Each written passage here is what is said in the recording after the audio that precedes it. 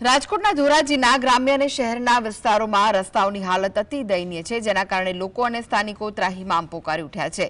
ચોમાસુ, નવરાત્રી, હવે દિવાળી જેવા પર્વો પણ લોકોએ ખખડધજ રસ્તાઓના કારણે ઉજવી શક્યા નથી। ધારાસભ્ય મહેન્દ્ર પાદલિયા ખાતમુહૂર્ત તો કરે છે, પણ કામ શરૂ થયા બાદ થોડા દિવસમાં અટકી જાય છે। જૂનાગઢ રોડ, જમનાવડ રોડ અને જૂનો ઉપલેટા રોડ પર કામ અધૂરું રહી જાય છે। દુકાનદારો, ઉદ્યોગકારો અને રહેવાસીઓને ભારે હાલાકીનો સામનો કરવો પડે છે।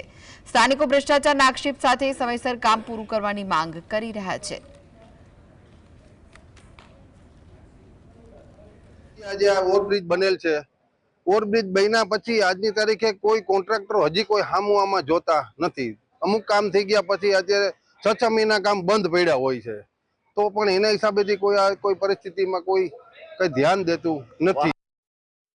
ધોરાજીમાં દરેક ઠેકાણે રસ્તા ખોદી અધૂરા કામ કરી આ લોકો ભાગોળની તરફ આમ જોઈ તો ભાગેડું કહેવાય એવું ઈ પરિસ્થિતિ કરી નાખી છે। કોઈ હમું જોતું નથી, પબ્લિક ને બધીને રામ ભરોસે મૂકી દીધી છે અને આ બધા રોડ ધોરાજીમાં ખોદી નાખ્યા છે। હવે કામ ઠપ કર્યું છે, ખાડા ખોદેલા છે।